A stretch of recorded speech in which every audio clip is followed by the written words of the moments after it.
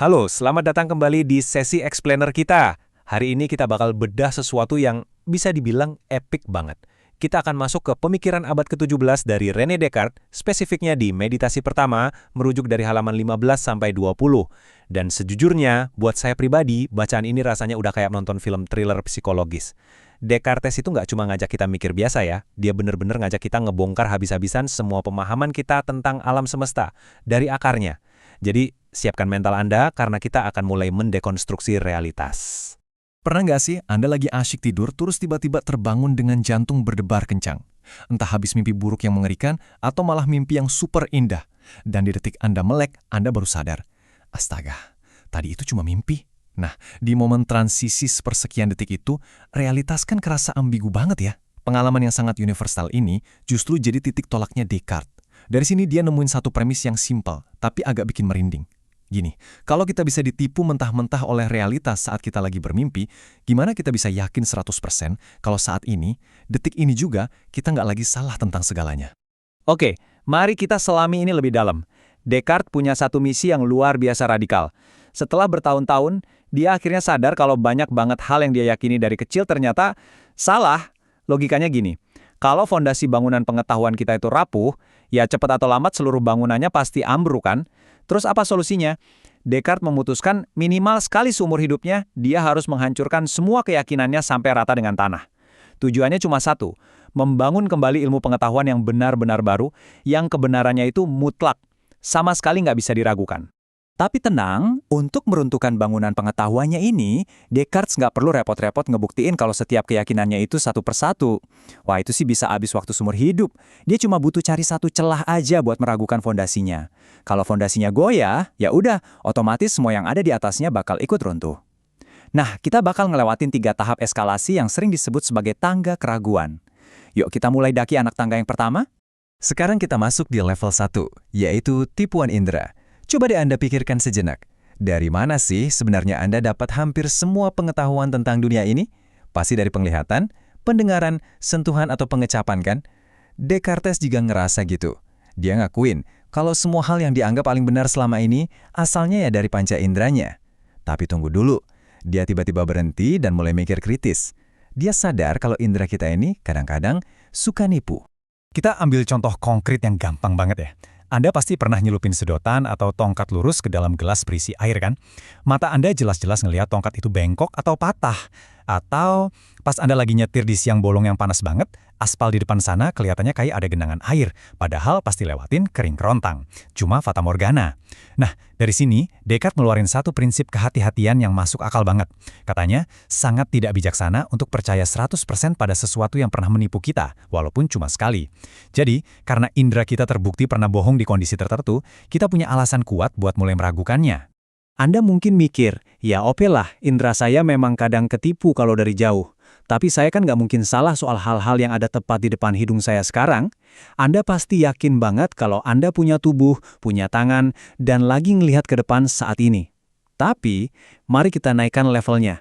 Kita masuk ke level 2, ilusi mimpi. Coba bayangkan 2 skenario ini, yang sebenarnya diambil dari pengalaman Descartes sendiri. Di bukunya, dia cerita kalau dia lagi ngerasa duduk santai di dekat perapian, pakai jubah tidur yang tebal, sambil pegang selembar kertas. Kerasanya nyata banget. Tapi, dia sadar kalau dia ini manusia biasa yang butuh tidur. Dan pas tidur, dia sering banget mimpiin situasi yang persis kayak gitu.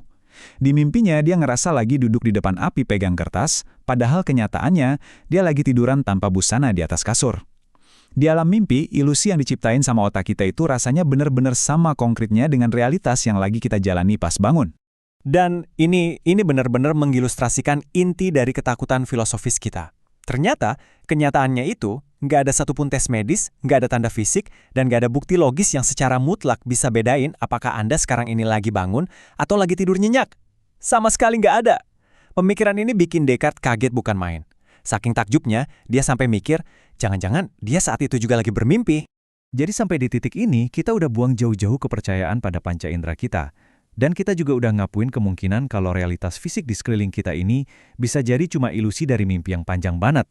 Sekarang, kita lagi berdiri di ujung jurang, bersiap terjun bebas ke level yang paling dalam dan paling radikal dari pemikirannya Descartes. Tapi tunggu sebentar, mari kita tarik nafas dulu. Di tengah kebingungan ini, Descartes sadar satu hal. Walaupun misalnya kita lagi mimpi ngelihat sebuah ruangan atau ngelihat tubuh kita sendiri, hal-hal imajiner di dalam mimpi itu pasti dibentuk dari konsep-konsep dasar yang nyata kan? Apapun bentuk ilusi fisiknya, kayaknya tetap ada sesuatu yang kebal dari keraguan mimpi ini. Ada semacam tempat berlindung yang aman, dan tempat itu adalah matematika. Kita ambil contoh angka 5. Kenapa angka ini jadi penting banget di sini? Karena gini, nggak peduli Anda lagi bangun ngopi-ngopi, atau lagi tertidur lelap dan mimpi aneh-aneh, 2 ditambah 3 itu hasilnya bakal selalu 5, ya kan? Dan sebuah persegi, bentuknya bakal selalu punya 4 sisi. Kebenaran matematika ini tuh kelihatannya sangat transparan, sangat simpel, sampai-sampai rasanya mustahil kalau ini cuma sebuah kebohongan. Jadi, poin krusialnya di sini adalah pemisahan antar disiplin ilmu. Ilmu kayak fisika, astronomi, atau kedokteran itu kan sangat bergantung sama objek fisik di dunia nyata. Jadi kalau dunia fisik ini cuma mimpi, ya ilmu-ilmu tadi langsung jadi diragukan. Tapi beda ceritanya sama aritmetika dan geometri. Mereka cuma ngurusin bentuk, jumlah, sama angka-angka universal yang eksistensinya itu nggak terikat sama alam semesta fisik. Konsep-konsep ini tetap murni, utuh, dan absolut di dalam pikiran kita. Sayangnya, ingat nggak kalau tujuan awal Descartes itu nyari sesuatu yang benar-benar nggak bisa diragukan sama sekali? Justru pas kita lagi ngerasa aman dan nyaman berlindung di balik kepastian matematika tadi, Descartes menghancurkan tempat persembunyian terakhir itu. Kita sekarang masuk ke level 3. Ini adalah klimaks dari metode keraguannya. Hipotesis sang roh penipu, atau yang mungkin Anda kenal dengan istilah malignant demon. Di sini, Descartes ngajuin eksperimen pikiran yang jujur aja agak mengerikan. Dia punya keyakinan lama bahwa ada Tuhan pencipta yang maha kuasa. Nah, pertanyaannya diubah gini. Gimana kalau yang ngendaliin alam semesta ini ternyata bukan Tuhan yang maha baik? Gimana kalau sebenarnya ada sesosok entitas iblis atau roh penipu yang kekuatannya setara dengan Tuhan tapi punya niat yang sangat jahat? Coba bayangin, gimana kalau kepastian absolut Anda bahwa 2 tambah 3 sama dengan 5 itu cuma tipu daya yang terus-terusan disuntikkan ke dalam pikiran Anda sama si entitas ini tiap kali Anda nyoba ngitung? Kalau si roh penipu ini beneran ada, berarti udah nggak ada lagi yang aman. Langit di atas sana, udara yang lagi Anda hirup sekarang, bumi tempat Anda berpijak, semua suara, warna, bentuk, bahkan Descartes sampai ngambil kesimpulan kalau dia sendiri sebenarnya nggak punya tangan, nggak punya mata, dan nggak punya darah daging. Dia secara sukarela melucuti seluruh alam semesta fisik dari dirinya. Semuanya, tanpa sisa, direduksi jadi sekedar ilusi yang memang sengaja dirancang secara sistematis cuma buat nipu dia. Bisa dibayangin kan gimana rasanya? Hasil dari rentetan eksperimen pikiran ini adalah ketegangan filosofis yang benar-benar ekstrim. Descartes sekarang ada di posisi di mana dia terjebak dalam pusaran ketidakpastian total. Udah nggak ada lagi daratan buat pijakan. Tapi, nah ini menariknya, disinilah letak kebijaksanaan Descartes. Supaya nggak masuk perangkap tipu daya roh jahat itu, dia ngambil keputusan tegas buat menangguhkan penilaiannya. Dia menolak membenarkan apapun. Dia semacam masang kuda-kuda mental. Jadi sekuat apapun roh penipu itu, dia nggak akan pernah bisa maksa Descartes buat percaya pada sebuah kebohongan. Tapi ya, harus diakui, mempertahankan tingkat keraguan yang se-ekstrim ini tuh capek luar biasa. Buat ngegambarin seberapa melelahkannya itu, Descartes pakai satu metafora yang menurut saya indah banget. Dia ngebandingin dirinya kayak seorang tawanan yang lagi asik bermimpi kalau dia bebas. Pas tawanan itu mulai sadar dan curiga kalau kebebasannya cuma mimpi, apa yang dia lakuin? Dia malah meram lebih kuat, karena dia takut banget terbangun dan harus ngadepin rantai penjara di dunia nyata. Manusia juga gitu. Kita ini cenderung lebih milih balik bersembunyi di balik keyakinan lama kita yang nyaman dan menenangkan, daripada harus kerja keras raba-raba di dalam kegelapan dan kebingungan demi mencari kebenaran yang sejati. Dan tepat di kegelapan itulah, Descartes ninggalin kita di akhir meditasi pertama ini. Bayangkan, seluruh bangunan realitas kita sekarang udah hancur rata dengan tanah. Semuanya hangus terbakar oleh keraguan yang sangat radikal. Jadi, sebelum kita berpisah, mari kita renungkan satu pertanyaan krusial ini.